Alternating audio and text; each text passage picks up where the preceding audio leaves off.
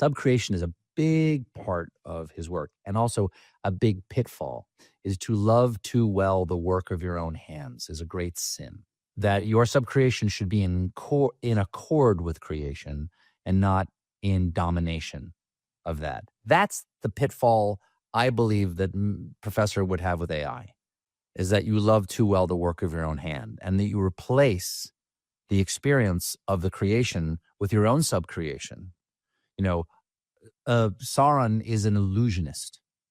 When he's Anatar, the bringing of gifts, he says, he clothes himself in beauty, but it's false because his heart is dark, and there's nothing he can create that doesn't have the darkness in it. And but even people with the best of intentions in Tolkien's world fall too in love with the thing that they've created.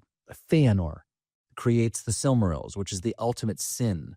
The original sin in the entire cosmology, the entire mythos, is there's the greatest elf of all time, Fëanor, whom his name means spirit of fire.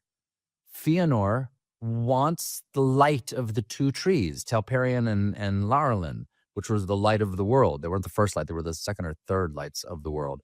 But these are the two trees that light the world along with the stars.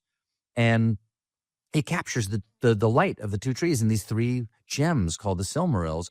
And then the two trees get killed by Morgoth and Ungoliant, the great spider, mother of Shelob, and Morgoth, the boss of Sauron. And Yavanna, who is basically the mother of the trees, goes, if you give me the light, I can bring these trees back and there will be light in the world again. Give me the gems.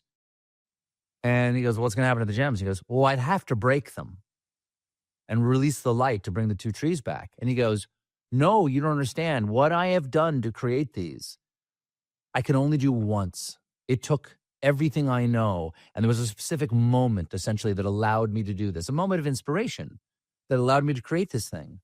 And I would die if these things were to die. And so I would rather the world be in darkness and I have the only light rather than to help anyone else. That is loving too much the work of your own hand, even though he loves the light of heaven, essentially, in them. So those are themes. Another theme is, well, sacrifice. What is Fëanor not willing to do? He's not willing to sacrifice something he loves. What is the great sacrifice of Galadriel? Frodo offers her the ring. And she says, I confess that I've long desired this. And if I took this, I would be a queen, and all would, I'm beautiful and terrible, and all would look at me, and all would love me in despair. And because she wants to be the queen of all Middle Earth. That's in her. That's why she's there. She's not an unalloyed good character. But she passes on that. And then she says this great line, which is, I passed the test.